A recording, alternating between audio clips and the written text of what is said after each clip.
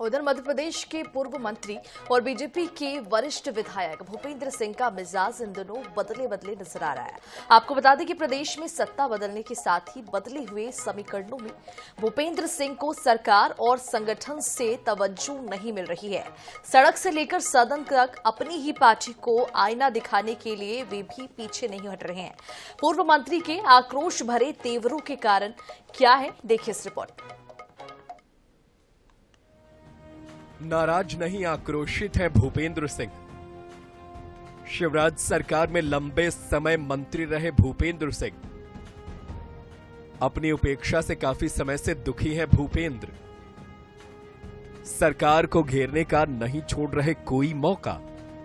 कभी संकट मोचक की भूमिका में रहे भूपेंद्र सिंह। पूर्व सीएम के करीबी रहे हैं भूपेंद्र सिंह।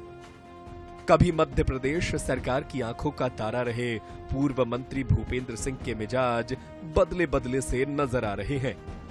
विधानसभा के शीतकालीन सत्र के दौरान ध्यानाकर्षण मामले में स्कूल शिक्षा मंत्री निशाने पर आ गए। उन्होंने विभाग के द्वारा दिए गए जवाब से असंतुष्ट होकर दो टूक कह दिया कि सदन में सवाल को झूठा बताकर विधायकों का सदन में अपमान न किया जाए।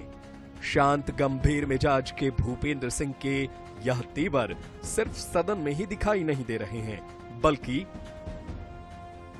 सार्वजनिक मंच से पार्टी की रीति के खिलाफ लगातार बयानबाजी। सागर में बयान दिया कि दूसरे दलों से आए नेताओं को स्वीकार नहीं कर सकते। इस बयान के बाद दिल्ली दरबार में पेशी हुई। सागर पुलिस पर फोन रिकॉर्ड करने का आरोप लगाया। मुख्यमंत्री डॉक्टर मोहन यादव से शिकायत की, लेकिन सरकार ने गंभीरता से नहीं लिया। इसके बाद ही भूपेंद्र सिंह के तेवरों में आक्रोश नजर आने लगा।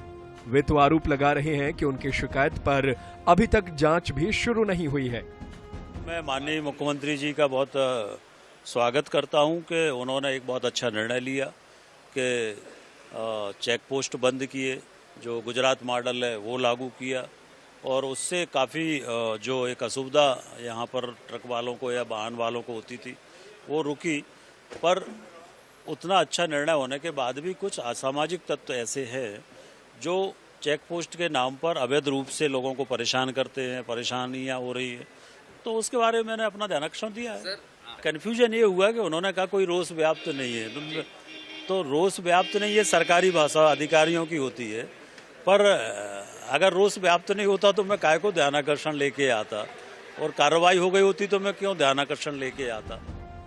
भूपेंद्र सिंह के तेवरों को लेकर कांग्रेस तंज कस रही है कि सरकार और संगठन दोनों स्तरों पर बीजेपी गुटबाजी के भंवर जाल में फंसी हुई है।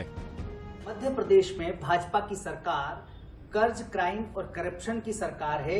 ये अकेले कांग्रेस पार्टी नहीं कह रही है, या हमारे नेता उमंग सिंघार और जीतू पटवारी अकेले नहीं है जो ये बात कह रहे हैं, बल्कि भाजपा सरकार में मंत्री रहे भूपेंद्र सिंह और वर्तमान सरकार में वरिष्ठ मंत्री कैलाश विजयवर्गीय भी गाहे बगाहे ये सवाल उठा चुके हैं। भूपेंद्र सिंह ने जिस प्रकार से पूछा है कि फोन टेपिंग जो उनकी हुई थी उस पर क्या जवाब है, और साथ ही क्राइम पर यह सरकार क्या कर रही है, करप्शन पर यह सरकार क्या कर रही है, तो सरकार कुछ भी बताने को तैयार नहीं है। इससे ये साबित होता है कि मध्य प्रदेश में भाजपा राज में अंधेर नगरी चौपट राजा की सरकार बनी हुई है। दरअसल मामला सागर जिले की स्थानीय राजनीति में वर्चस्व को लेकर है। नई सरकार में सागर जिले में मंत्री गोविंद सिंह राजपूत को महत्व दिया जा रहा है। उनकी गिनती सिंधिया के खास समर्थकों में होती है। नई सरकार में भूपेंद्र सिंह को महत्व मिलना लगभग बंद हो गया है। यही कारण है कि इन दिनों भूपेंद्र सिंह के तेवर बदले बदले नजर आ रहे हैं। Bureau report, INH news, Bhopal.